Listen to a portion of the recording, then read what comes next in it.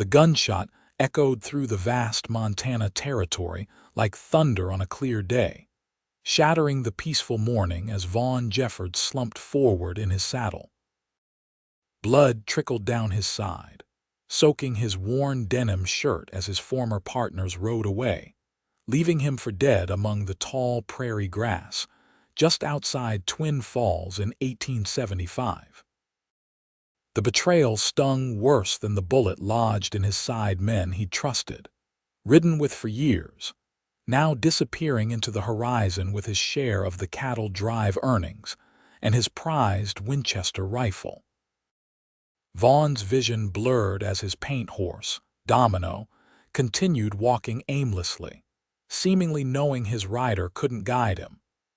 The morning sun beat down mercilessly as the loyal animal carried him through winding paths and shallow streams, distancing him from the scene of treachery.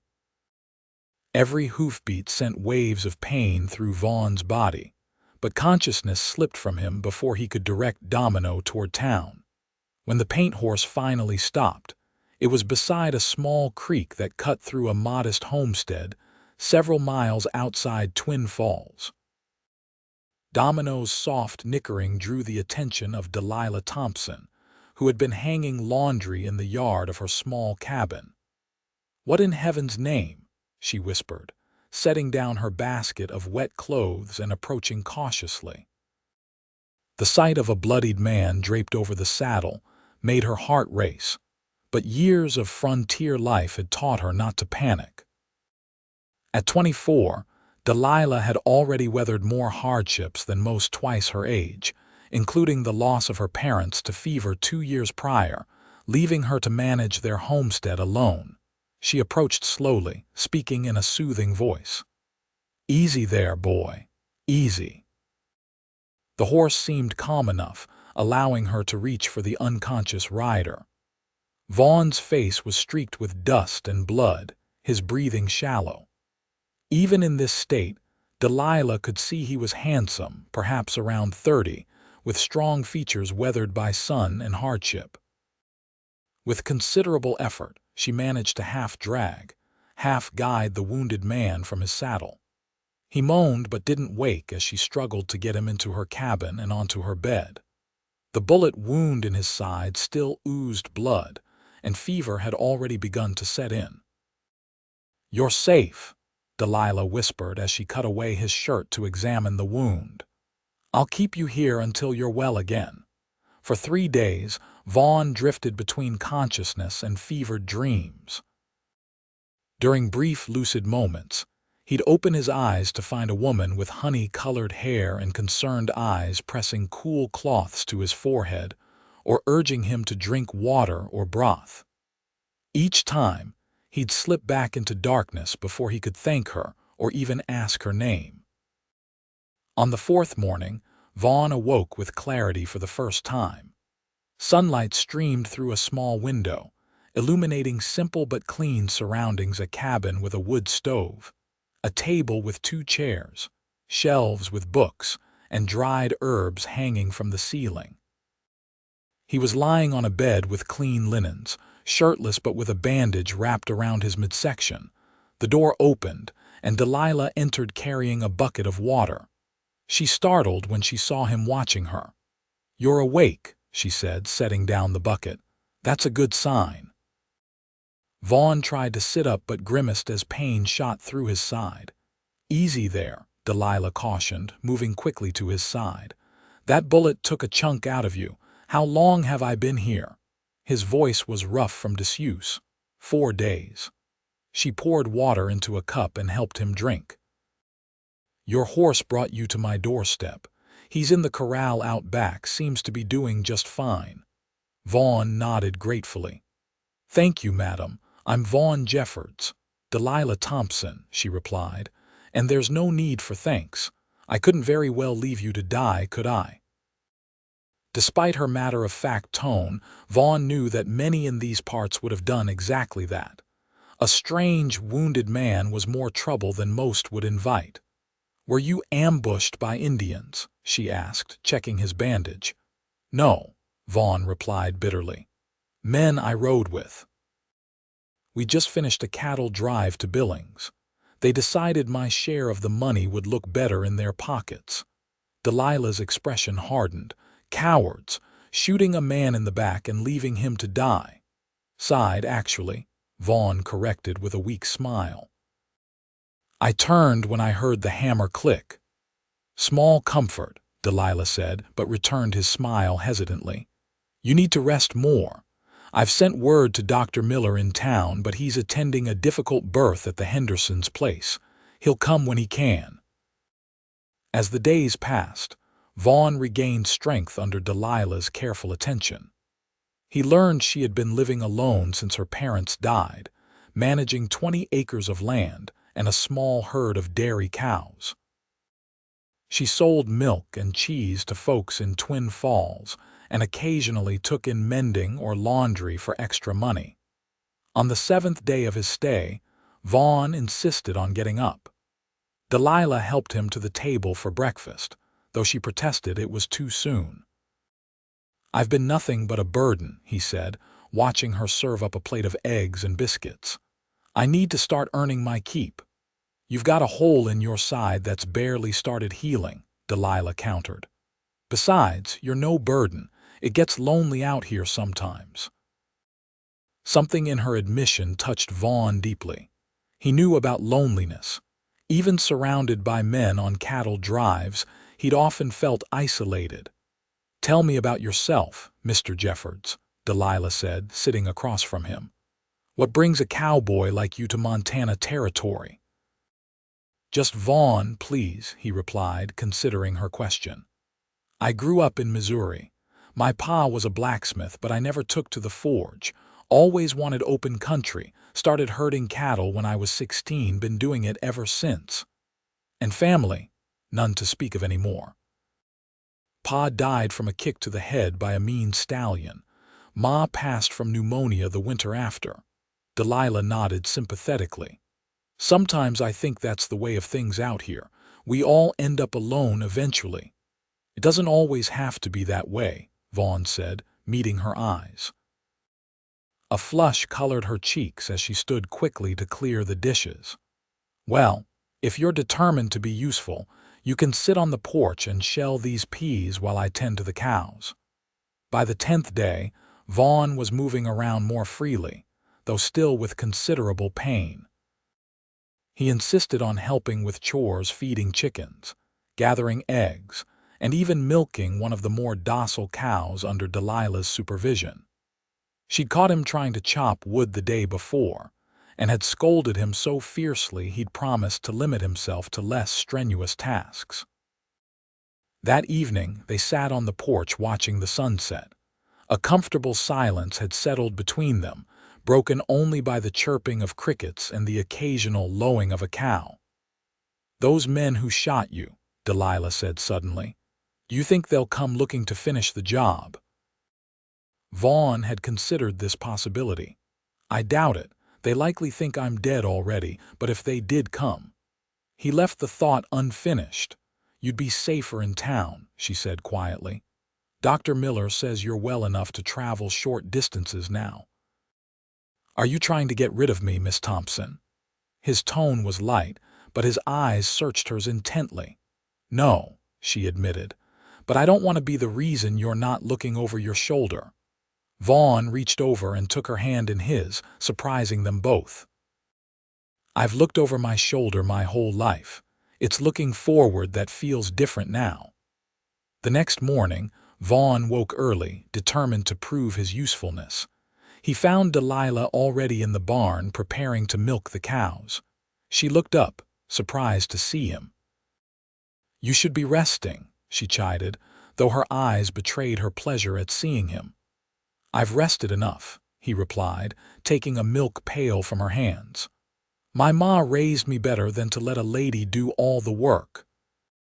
They worked side by side, the rhythm of their movements becoming synchronized as days turned to weeks. Vaughn's wound healed gradually, leaving an angry red scar but causing less pain each day. He began taking on more responsibilities around the homestead, repairing fences, tending to Delilah's small vegetable garden, and even riding into Twin Falls to sell her dairy products. The town of Twin Falls was small but growing, situated near where two branches of the Jefferson River converged. It had the usual establishments: a general store, a saloon, a small church, and a sheriff's office. Vaughn was cautious on his first few visits, watching for any sign of his former partners, but there was none. Sheriff Edmund Prescott, a gruff man with a silver mustache, took notice of Vaughn after his third visit to town. He approached as Vaughn was loading supplies onto Domino outside the general store. "You're the fella staying out at the Thompson place," the sheriff stated rather than asked. "Yes, sir," Vaughn replied, straightening to his full height. "Vaughn Jeffords. Heard you took a bullet. Trouble follows some men like a shadow." "No trouble here, Sheriff. Just helping Miss Thompson with her place while I heal up." Prescott's eyes narrowed. "She's a respectable woman. Been through enough hardship without adding more." "I understand completely," Vaughn replied evenly. "I owe her my life, not looking to bring her any grief." The sheriff nodded slowly. "See that you don't. Town looks after its own." As summer progressed into early autumn, Vaughn found himself less eager to leave the Thompson homestead. What had begun as a place of recovery had become something more: a place where he felt purposeful, needed. And Delilah herself had become increasingly important to him in ways he hadn't anticipated. They'd fallen into comfortable routines: breakfast together before dawn, working side by side during the day, and evenings spent on the porch or by the fireplace, talking late into the night. Delilah shared stories of her childhood, of her parents and their dreams for the homestead. Vaughn told her about his years on the trail, the wonders and hardships of a cowboy's life. One evening in late September, they sat by the fireplace as a rare autumn storm lashed against the cabin windows. Delilah was mending one of Vaughn's shirts while he cleaned his revolver, the only weapon he had left after his rifle was stolen. "Winter will be here before long," Delilah commented, her eyes on her stitching. "The passes to Billings will close with the first heavy snow." Vaughn nodded, understanding her meaning. If he intended to leave to find work elsewhere, he would need to do so soon. "I've been thinking about that," he said carefully. "I was wondering if you might need help through the winter. Managing a homestead alone in Montana snow is no small feat." Delilah's hand stilled. "Are you offering to stay on as a hired hand?" "I'm offering to stay," Vaughn replied simply. "In whatever capacity you'll have me." She looked up, meeting his gaze directly. "And what capacity might that be, Mr. Jeffords?" Vaughn set aside his revolver and moved to kneel beside her chair. "I know it hasn't been long, but I've never felt for anyone what I feel for you, Delilah. You saved more than my life when you took me in. You gave me something to live for." Tears welled in Delilah's eyes as she placed a trembling hand against his cheek. "I've been so afraid to hope that you might feel the same way." Vaughn covered her hand with his own. "I do. I love you, Delilah Thompson." "I know I don't have much to offer." "You have everything to offer," she interrupted. "Kindness, strength, honesty. Those are worth more than gold out here." Vaughn leaned forward, hesitating just a breath away from her lips. "May I?" Her answer was to close the distance between them, her lips meeting his in a kiss that conveyed all the feelings that had grown between them over the past months. When they finally parted, both were breathless. "Does this mean you'll stay?" she whispered. "Wild horses couldn't drag me away," he promised. Their happiness, however, was short-lived.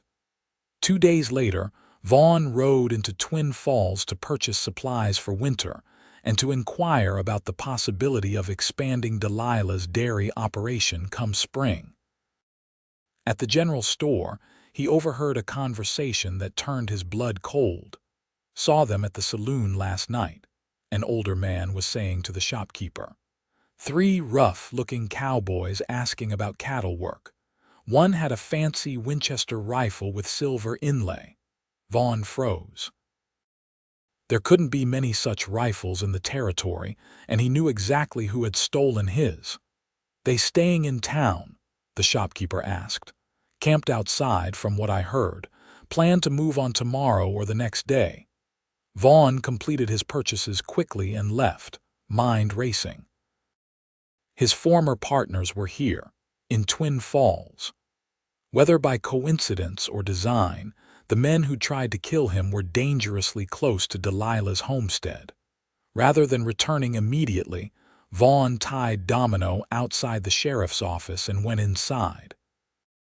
Sheriff Prescott looked up from his desk, surprise evident on his weathered face. "Jeffords, what brings you to my door?" "Information, Sheriff. I heard about 3 cowboys new in town, one with a silver inlaid Winchester." Prescott's expression turned suspicious. "What's your interest?" "That rifle is mine. Those men shot me and left me for dead back in June, stole my money and my rifle." The sheriff leaned back in his chair. "That's a serious accusation." "It's the truth. The rifle has my initials carved under the stock VJ. And you want me to what?" "Arrest them on your say-so." Vaughn shook his head. "Just want you to be aware. I'm concerned they might recognize me or hear I'm alive and come finish what they started. Miss Thompson could be at risk." This caught Prescott's attention. "I'll look into it. In the meantime, keep your head down and stay out at the homestead." Vaughn nodded his agreement, but as he left the office, he knew he couldn't simply wait for trouble to find them. He needed to prepare. When he returned to the homestead, Delilah immediately sensed his unease. "What's wrong?" she asked as he unloaded the supplies. Vaughn considered withholding the truth to spare her worry, but quickly dismissed the idea. Their relationship had been built on honesty from the beginning. "The men who shot me are in Twin Falls," he explained, watching her face pale. "I don't know if they know I'm alive or if they're just passing through, but we need to be cautious." "Should we go somewhere else? Stay in town?" Vaughn shook his head. "This is your home. I won't have you driven from it by fear. I spoke with Sheriff Prescott. He'll keep an eye out." That night, despite his reassurances, Vaughn slept poorly. He kept his revolver close and woke at every sound. By morning he was exhausted but resolute. After breakfast, he took Delilah's hands in his. "I need to go back to town," he said. "If those men are still there, I want to know what they're planning.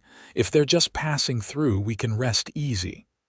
And if they're not," Delilah's voice wavered, "then I'll deal with them." "Vaughn, no, they already tried to kill you once." "I won't confront them," he promised. "Just gather information. Sheriff Prescott will help." Reluctantly, Delilah agreed, but insisted on accompanying him part of the way. "I need to deliver cheese to the Wilsons' farm anyway," she said. "It's on the road to town." They rode together in Delilah's small wagon, the morning sun warming their backs. Domino was tied behind, trotting contentedly. The peaceful scene belied the tension both felt. At the Wilson farm, Vaughn helped Delilah down from the wagon. "I'll be back before sundown," he promised, kissing her briefly. "Be careful," she whispered against his lips. In town, Vaughn left Domino at the livery stable and proceeded cautiously, hat pulled low over his eyes. The main street was busy with the usual morning activities: shoppers at the general store, freight wagons being loaded, and cowboys lounging outside the saloon despite the early hour. And there they were, the 3 men who had been his partners for the cattle drive from Texas to Montana. Silas Webb, the oldest and meanest, Frank Doyle, small but quick with a knife, and Leonard "Lenny" Price, a big man with little intelligence but unwavering loyalty to Silas. Lenny had Vaughn's Winchester slung across his back. Vaughn ducked into an alleyway, heart pounding. They were here in the flesh, the men who had left him to bleed out in the Montana grass. Anger surged through him, but he tamped it down. Information, not confrontation, was his goal today. He made his way to the sheriff's office through back streets.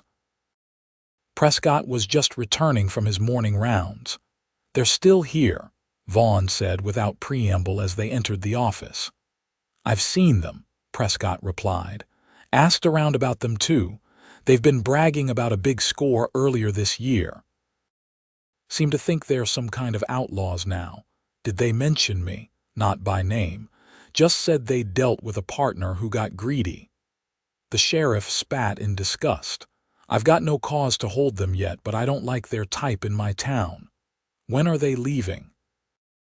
"Said they're heading to Idaho Territory tomorrow, looking for winter work at ranches there." Vaughn nodded, relieved. If they left town, the danger would pass. "Thank you, Sheriff." "Don't thank me yet. Stay clear of them today and keep that woman of yours safe." As Vaughn left the sheriff's office, he felt slightly more at ease. One more day and the threat would be gone. He decided to complete a few errands while in town, then return to Delilah at the Wilson farm. He was just leaving the general store when disaster struck. Silas Webb was crossing the street directly toward him, Frank and Lenny flanking him. There was no place to hide, no way to avoid being seen. Silas's eyes widened in recognition, then narrowed dangerously. "Well, I'll be damned," he drawled. "If it ain't Vaughn Jeffords, risen from the dead." Frank's hand moved to his knife. "You must be tougher than you look, Jeffords. That bullet should have done the job." "Or maybe Silas is just a poor shot," Vaughn replied, keeping his voice steady despite the fear coursing through him. His hand hovered near his revolver. Lenny, the simpleton, looked confused. "But you said he was dead, Silas. You said we didn't have to worry about him no more."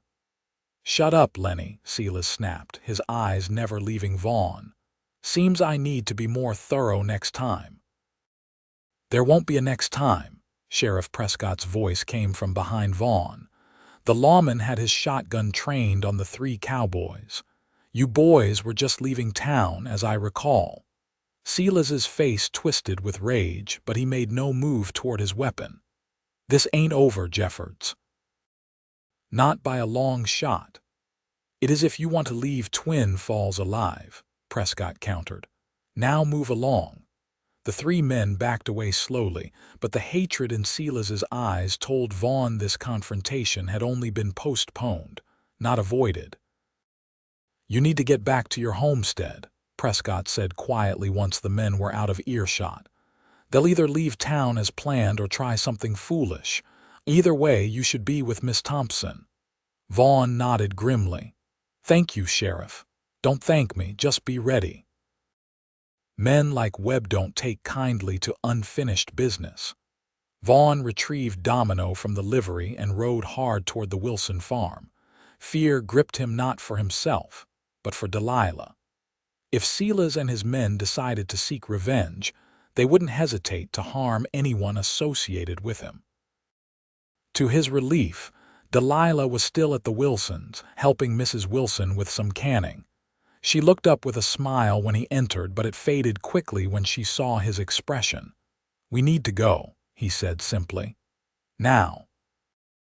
They thanked the Wilsons hastily and left in Delilah's wagon, Domino once again tied behind. As they traveled the road back to the homestead, Vaughn explained the encounter in town.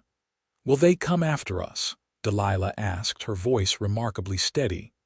"I don't know," Vaughn admitted. "Sheriff Prescott thinks they'll either leave as planned or try something tonight." "Then we'll be ready," she said with determination that surprised him.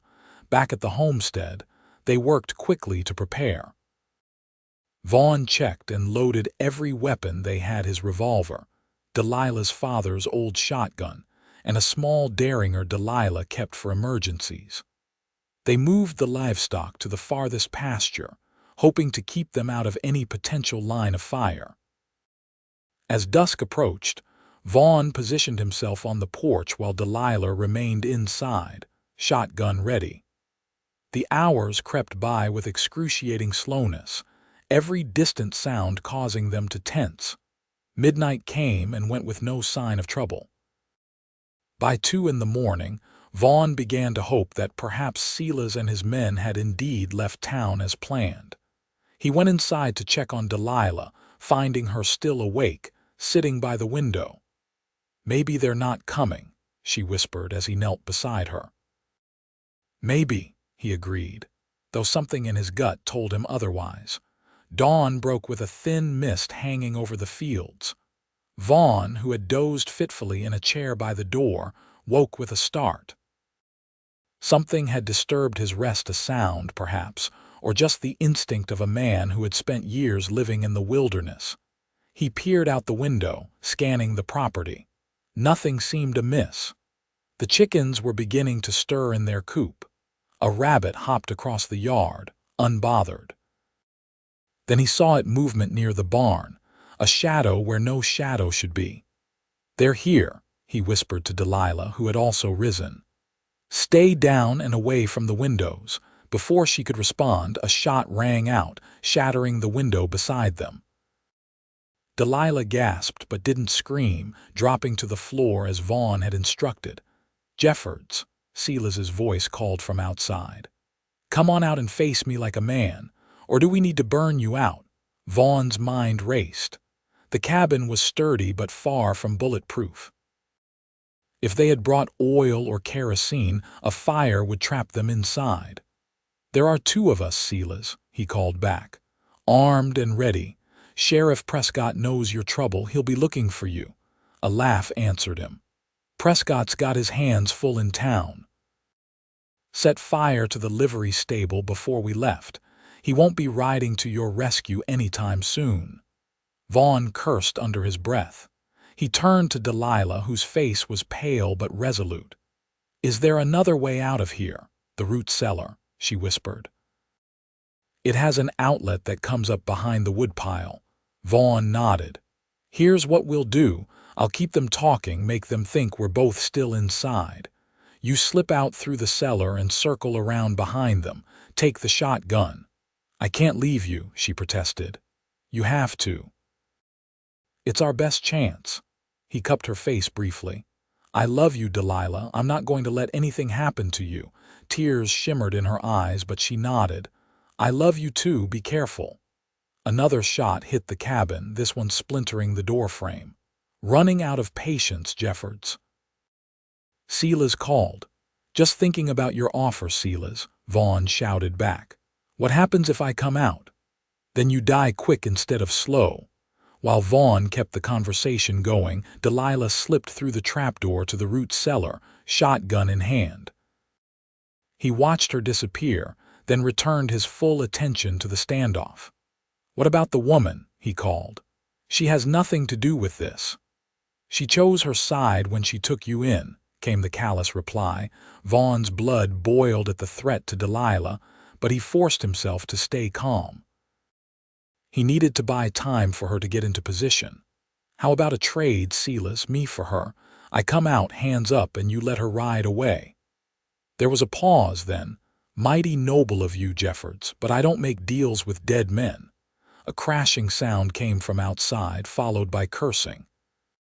Vaughn risked a glance out the shattered window and saw Frank Doyle on the ground, clutching his leg. A shotgun blast had evidently caught him by surprise. Delilah had made her move. The distraction was all Vaughn needed. He burst through the front door, revolver drawn, and fired at the figure of Lenny Price, who was rushing toward the source of the shotgun blast. The big man went down with a cry, Vaughn's bullet finding its mark in his shoulder. Silas, more cautious than his companions, had taken cover behind the water trough. He fired twice at Vaughn, both shots going wide. "It's over, Silas," Vaughn called. "Frank and Lenny are down. Drop your weapon." "Go to hell, Jeffords," Silas snarled, popping up to fire again. The shot would have hit Vaughn square in the chest if Delilah hadn't fired at that exact moment.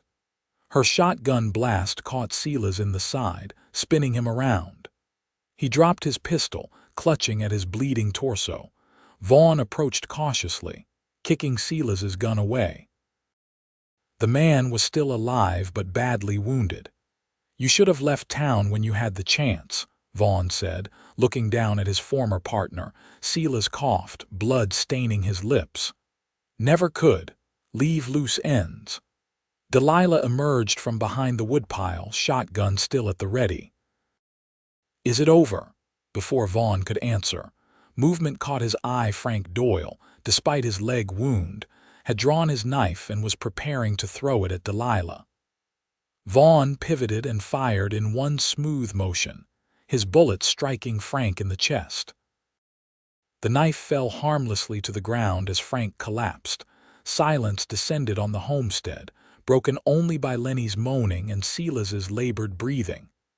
"Now it's over," Vaughn said, moving to Delilah's side. "Are you hurt?" She shook her head, lowering the shotgun at last. "No, you." "Not a scratch." They stood together, surveying the aftermath of the brief but violent confrontation. Two men dead, one wounded and unlikely to survive. "We need to get into town," Vaughn said finally. "Alert the sheriff." Delilah nodded, her expression troubled as she looked at the bodies. "Will they believe us? That it was self-defense?" "Sheriff Prescott will, and there are 3 of them, 2 of us. The evidence supports our story." He touched her cheek gently. "You saved my life again." "We saved each other," she corrected softly.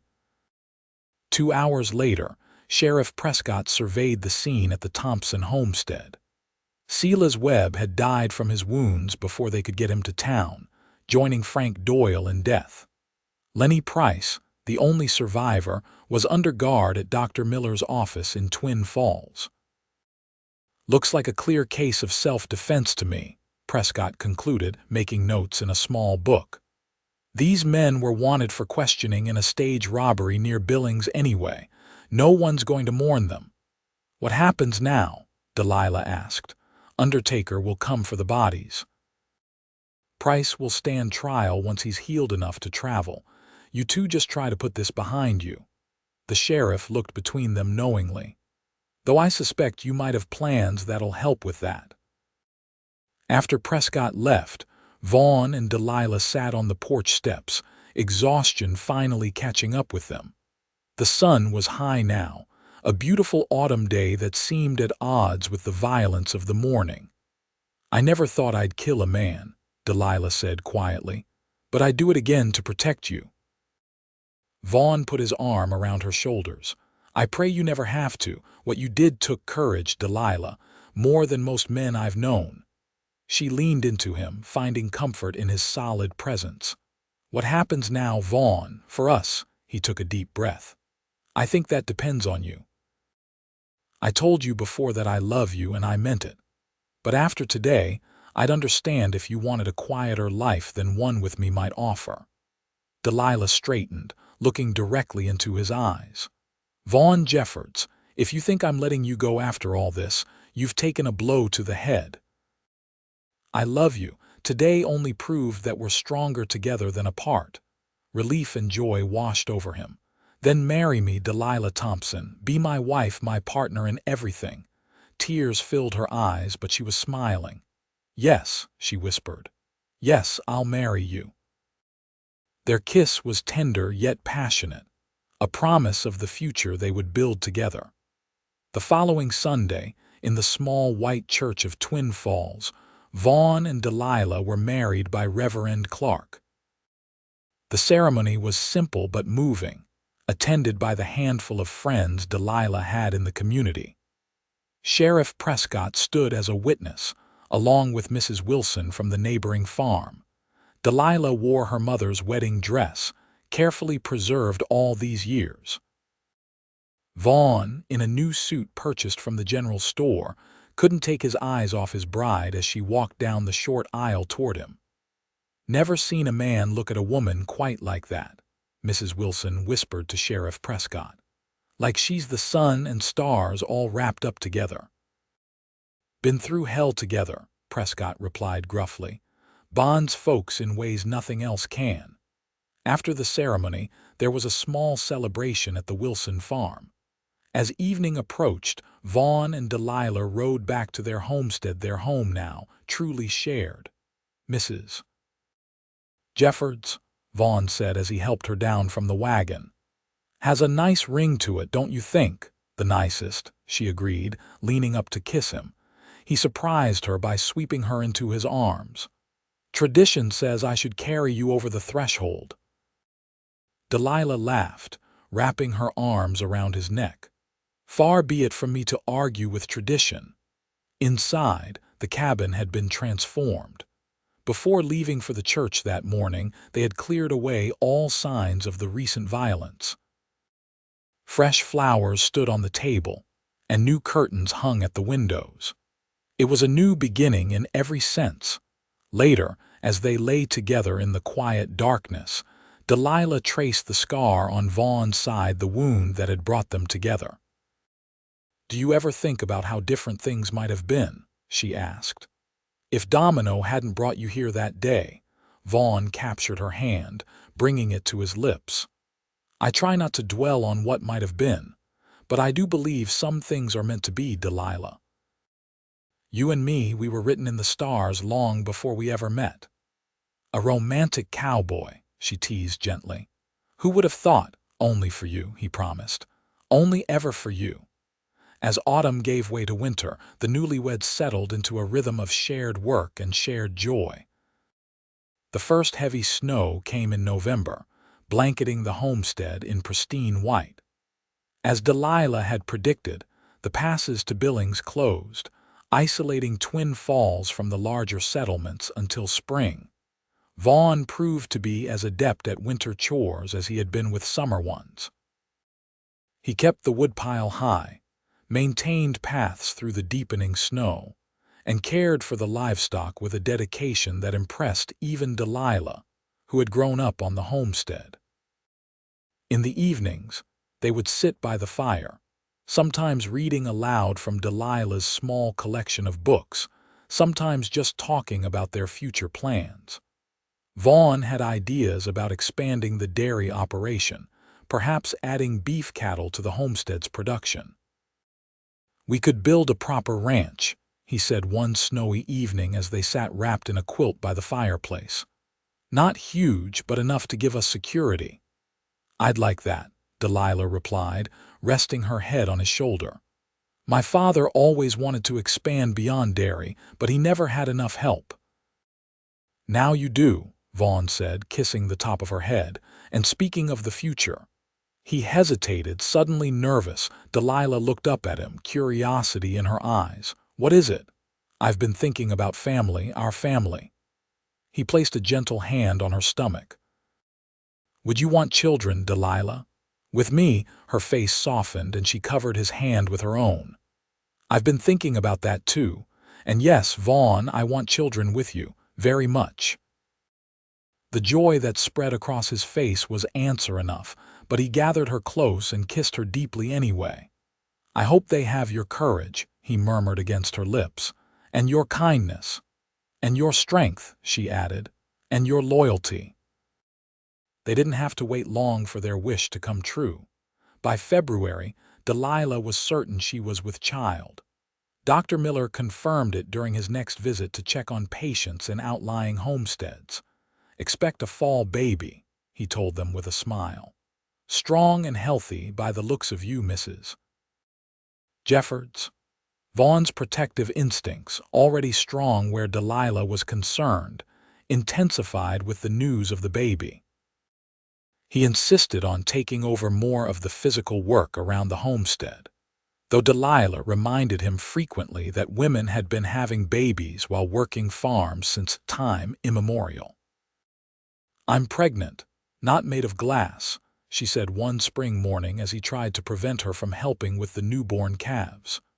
Humor me, he replied, kissing her forehead. I've waited my whole life to have someone to care for like this. She softened at that, understanding the depth of love behind his protectiveness. All right, but promise me you won't treat me as an invalid for the whole 9 months. I promise to try, he said with a grin. As spring transformed the landscape, Vaughn put his plans for expanding the homestead into action. With the money he'd saved from previous cattle drives, supplemented by the continuing income from Delilah's dairy products, he purchased a small herd of beef cattle and began building additional corrals and fencing.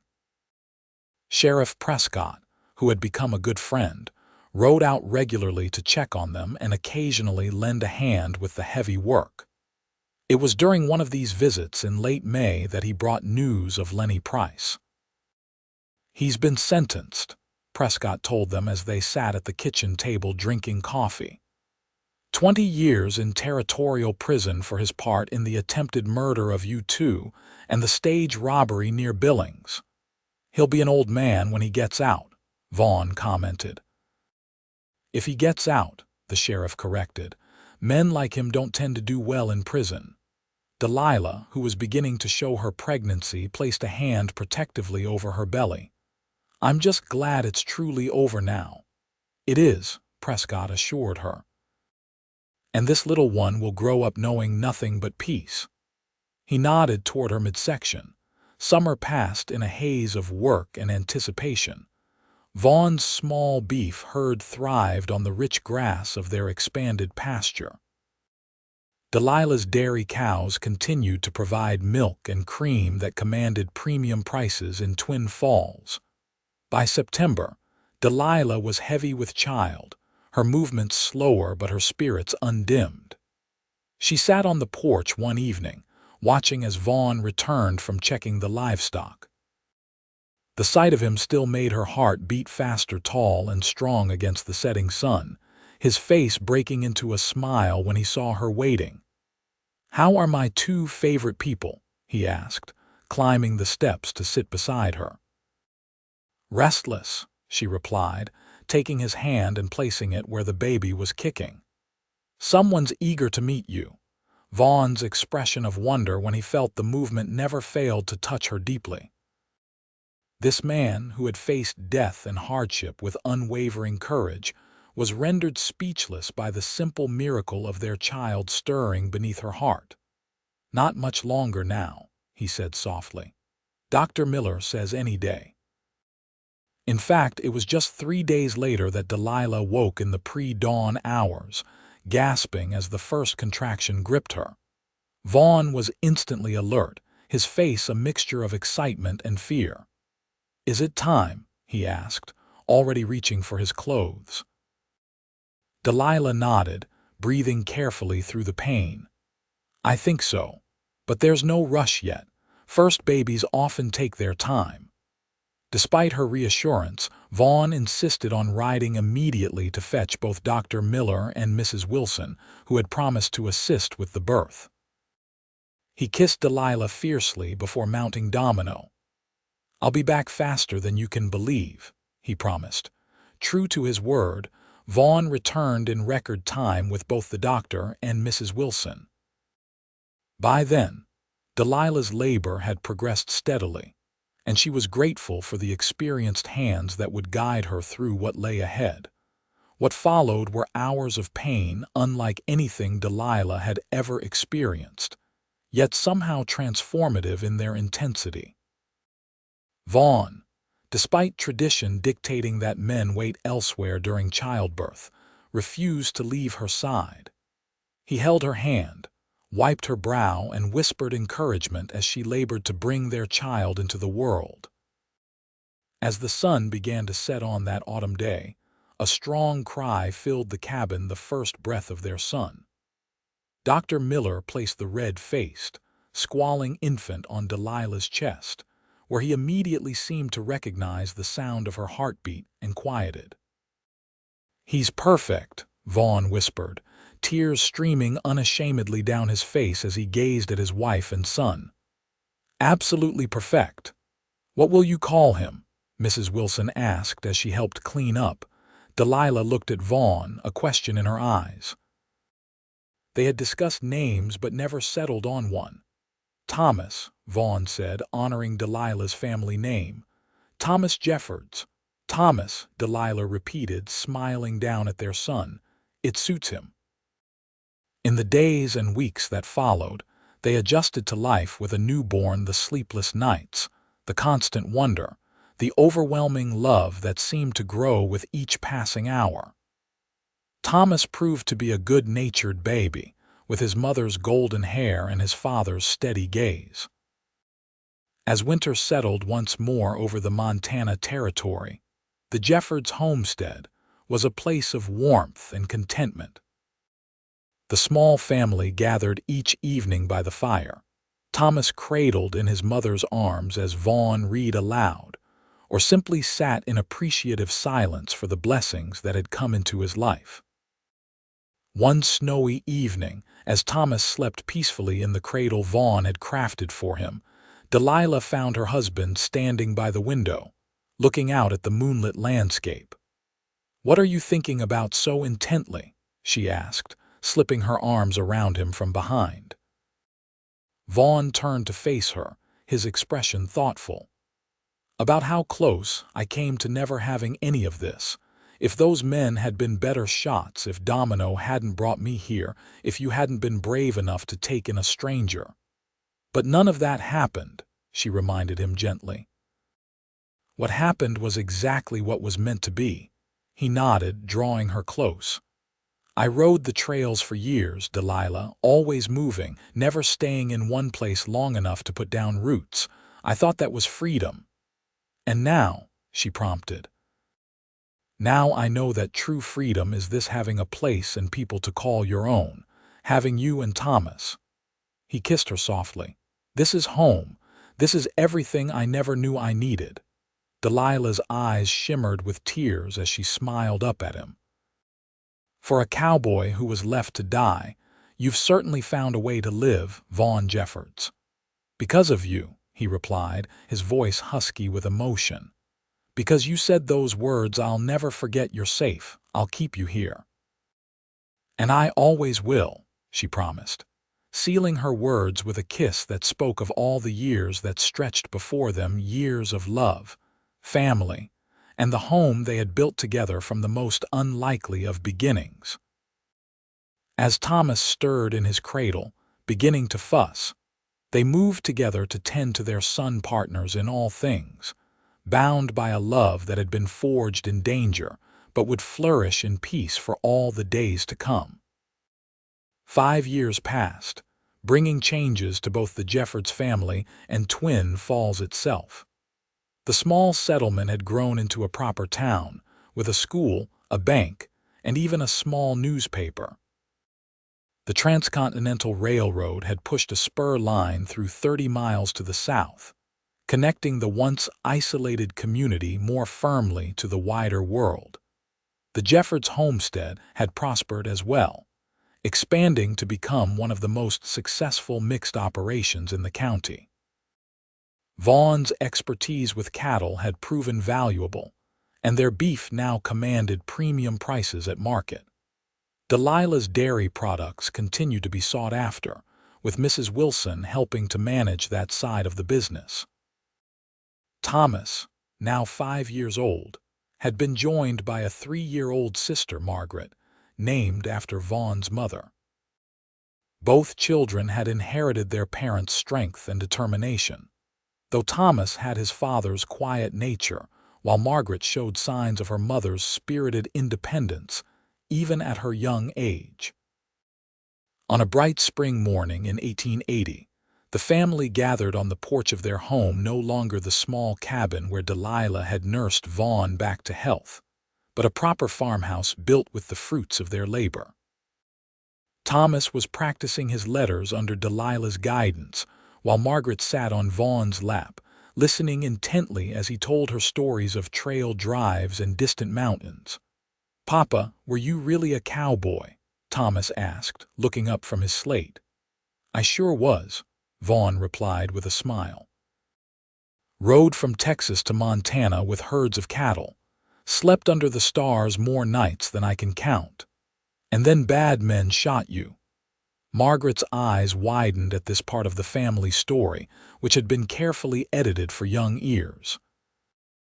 "They did," Vaughn confirmed, exchanging a glance with Delilah. "But then your mama found me and saved my life." Because Domino brought you here, Thomas added, referring to the aging paint horse who now enjoyed a life of ease in their pasture, too old for regular riding but still a beloved part of the family. That's right, Delilah said. Sometimes the most important journeys in our lives aren't ones we plan. The sound of an approaching wagon drew their attention. Sheriff Prescott, now sporting completely silver hair but still straight-backed and alert, pulled up in front of the house. "Morning, Jeffords family," he called, climbing down. "Got some news I thought you'd want to hear firsthand." Vaughn set Margaret down and moved to greet his friend. "Good or bad, depends on how you look at it." Prescott accepted the cup of coffee Delilah offered. "Lenny Price died in prison last week. Consumption, according to the letter I received." A complex mix of emotions crossed Vaughn's face.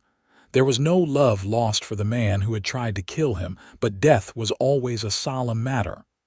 "So that's the last of them," he said quietly. Prescott nodded. "Thought you should know. Chapter closed, as they say." "Thank you for telling us," Delilah said, gathering the children closer almost instinctively. "Will you stay for lunch? Wish I could, but I've got to get back. Train's coming in with the new schoolteacher aboard." He finished his coffee and handed back the cup. "But I'll take a rain check. Always enjoy your cooking, Mrs. Jeffords." After the sheriff departed, a thoughtful silence fell over the family. Finally, Thomas, perceptive beyond his years, asked, "Is everything all right, Papa?" Vaughn knelt down to his son's level. "Everything is perfect, Thomas. Sometimes adults just need to think about the past to appreciate the present." That evening, after the children were asleep, Vaughn and Delilah sat on the porch swing, watching the stars emerge in the vast Montana sky. Her head rested on his shoulder, his arm wrapped securely around her. "Strange to think of Price gone," Delilah mused. "It really is the end of that chapter of our lives." "Good riddance," Vaughn said, then softened. "Though I can't help but feel a certain gratitude in a twisted way." She looked up at him questioningly. "If they hadn't shot me and left me for dead, Domino wouldn't have brought me to you. I wouldn't have Thomas and Margaret, this home, this life." He kissed her temple. "Sometimes the worst moments lead to the best destinations." "I've thought the same," Delilah admitted. "Though I'd never wish that pain on you, I'm eternally grateful for where it led us." They sat in comfortable silence for a while, the creaking of the swing the only sound besides the distant calling of night birds. "I had a letter from the Cattle Association today," Vaughn said eventually. "They've asked me to consider taking on a leadership role. Would mean some travel, representing ranchers' interests to the territorial government." "You'd be good at that," Delilah said thoughtfully. "You understand both the work and the men who do it. I'm not sure I want to be away from you and the children." She shifted to face him. "It wouldn't be like the old days, Vaughn. You'd have a home and family to return to, and we'd be here waiting for you." He searched her face. "You wouldn't mind. I'd miss you terribly," she acknowledged. "But I've never wanted to clip your wings. Your knowledge and experience could help a lot of people. Besides," she added with a smile, "absence makes the heart grow fonder." "Not possible," he murmured, pulling her close. "I couldn't possibly be any fonder of you than I already am, Delilah Jeffords." She laughed softly against his chest. "Then consider it an experiment, for science." "For science," he agreed with a chuckle, "though I already know the results." The following morning, as dawn broke over the eastern hills, Vaughn stood in the doorway of his children's bedroom, watching them sleep. Thomas had kicked off his covers as usual, one arm flung dramatically above his head. Margaret was curled into a tight ball, clutching the rag doll Delilah had made for her last Christmas. The sight filled him with a love so profound it almost hurt. These children, this home, his wife, they were everything he had never dared to dream of during his years as a solitary cowboy riding the long trails. Delilah found him there, slipping her arms around his waist from behind and resting her cheek against his back. "There's something, aren't they?" she whispered. "Miracles," he agreed, turning to face her. "Both of them, just like their mother." She smiled up at him, the same smile that had first captivated him when he was wounded and vulnerable. "I've been thinking about what Sheriff Prescott said yesterday about chapters closing. And I think life is a book with endless chapters, each one building on the last. Our story started with danger and uncertainty, but look where it's led." Vaughn nodded, understanding completely. "To the greatest adventure of all, family, home, love." "Exactly." She reached up to touch his face, tracing the lines that time and sun had etched there. "And I, for one, can't wait to see what the next chapters hold." "Whatever they are," Vaughn promised, drawing her close, "we'll write them together." Outside, the sun continued its ascent, casting golden light across the prosperous homestead that had once been a simple cabin where a wounded cowboy found refuge. Domino nickered softly from his special pasture, as if agreeing with the sentiment that hung in the morning air that sometimes the most unexpected beginnings lead to the most beautiful stories of all. And as Thomas and Margaret stirred, ready to begin another day of childhood adventures, Vaughn and Delilah Jeffords moved forward to meet them, secure in the knowledge that the love born in those desperate days of 1875 had only grown stronger with each passing year. Their journey from strangers to saviors to soulmates was proof that even in the wildest of Wests, the human heart's capacity for love and healing could overcome the darkest of odds. For Vaughn, who had once been left to die alone on the Montana plains, and for Delilah, who had dared to say, "You're safe, I'll keep you here," life had become a testament to the power of courage, compassion, and the enduring strength of love that blooms in the most unexpected places.